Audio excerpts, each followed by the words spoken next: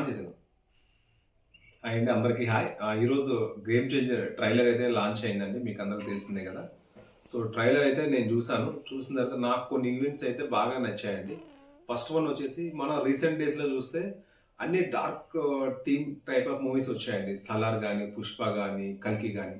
But first time అనుకుంటా ఒక visual గ్రాండ్గా వచ్చింది. సో అదైతే శంకర్కి అయితే 100% మార్క్స్ ఇవ్వచ్చు. సో హ్యాట్స్ ఆఫ్ టు తిరు అండి. కెమెరా వర్క్ అయితే చాలా బాగా వచ్చింది. సో శంకర్ ఈ విషయంలో మాత్రం 100% మార్క్స్ అయితే కొట్టాడండి. సో అది ఫస్ట్ అండి. సెకండ్ వచ్చేసి సాంగ్స్ అండి. సో ప్రెసెంట్ అయితే 4 సాంగ్స్ రిలీజ్ చేశారు. సో 4 కూడా చాలా డిఫరెంట్ గా ఉన్నాయి. సో ఏ సాంగ్ ఆ సాంగ్, ఒకటి న్యూజిలాండ్ లో చేశారంట, ఒకటి విలేజ్ బ్యాక్ డ్రాప్ అని, ధూప్ సాంగ్ అని. సో ఒక్కొక్కరు ఒక్కొక్క కొరియోగ్రాఫర్, ప్రేమ్ రక్షిత్ ఒకటి చేశారు, ప్రభుదేవ్ మాస్టర్ చేశారు, జానీ మాస్టర్. సో మొత్తం అందరూ డిఫరెంట్ ఉన్నాయి. సాంగ్స్కి అయితే చాలా అరౌండ్ 75 crores అయితే ఖర్చు పెట్టారని చెప్పేసి టాక్ అయితే వచ్చిందండి. సో సాంగ్స్ అయితే అల్టిమేట్ ఉంది. సో బ్యాక్గ్రౌండ్ స్కోర్ నెక్స్ట్ వచ్చేసి, సో అది కూడా అల్టిమేట్ గా తమన్ ఇచ్చాడండి ఆల్రెడీ. సో అది ఆల్రెడీ ప్రూవ్డ్ అనమాట. సో శంకర్ సినిమాలకు ఆల్రెడీ మ్యూజిక్ ఉంటుందని అందరికీ తెలుసు. సో అదైతే అల్టిమేట్ గా శంకర్ అయితే తమన్ దగ్గర నుంచి రాబట్టుకున్నాడు. సో ఇంకోటి ఏంటంటే ట్రైలర్ లో మీరు చూసినట్లయితే 2 షేడ్స్ అయితే రామ్ చరణ్ ఉన్నారండి. ఒకటి పంచ్ కట్ లో ఉంది, ఒకటి స్టూడెంట్ గెటప్ లో ఉంది.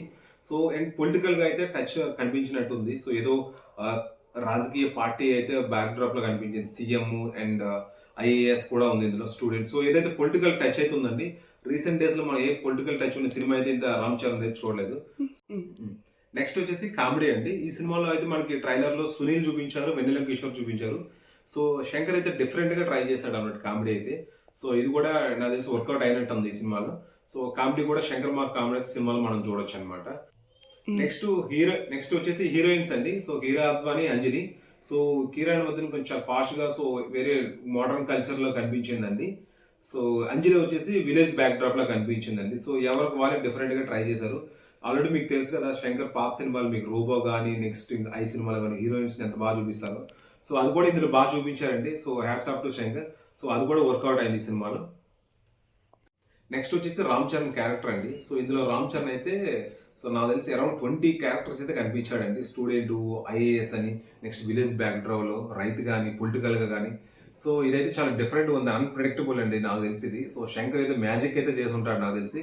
సో రామ్ చరణ్ కి అయితే హ్యాట్స్ ఆఫ్ చెప్పాలి. హెయిర్ స్టైల్ కానీ, సో అంతా బాగా వర్కౌట్ అయిందండి.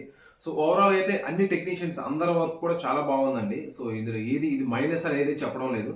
సో ఓవరాల్ అయితే సూపర్ గా ఉంది. అందరి వర్క్ కూడా వచ్చింది కాబట్టి ఈ రోజు ట్రైలర్ ఎంత సక్సెస్ఫుల్ గా గ్రాండ్ గా సక్సెస్ అయిందండి. సో ఓవరాల్ అయితే రామ్ చరణ్ ఫ్యాన్స్ కి, మెగా ఫ్యాన్స్ కి అయితే సంక్రాంతి చాలా తొందరగా వచ్చేసినట్టుంది. సో ఈ సినిమా బ్లాక్ బాస్టర్ అయితే పక్కా అవుతుందండి.